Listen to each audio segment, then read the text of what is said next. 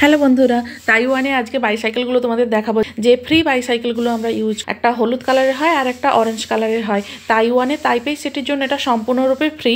প্রতি আধ ঘন্টা অন্তর অন্তর আমরা এই সাইকেলগুলো ফ্রিতে ব্যবহার করতে পারবো। এখানকার যে সাইকেল স্ট্যান্ডগুলো রয়েছে সেই সাইকেল স্ট্যান্ড থেকে আমরা এই বাইকগুলো নিতে পারবো।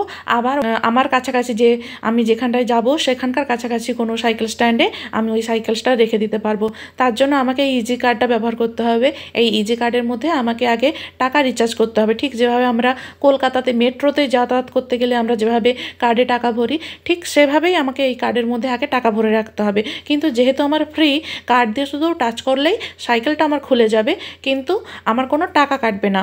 তাইপেই সিটির জন্য প্রতি আধ ঘন্টা পর্যন্ত কোনো টাকা কাটবে না। যে জায়গায় আমি যাব সেই জায়গাটা গুগল ম্যাপে সার্চ করে ওখানে যে ইউ বাইক স্ট্যান্ড রয়েছে সেই স্ট্যান্ডে আমি ওই সাইকেলটা রেখে দেবো।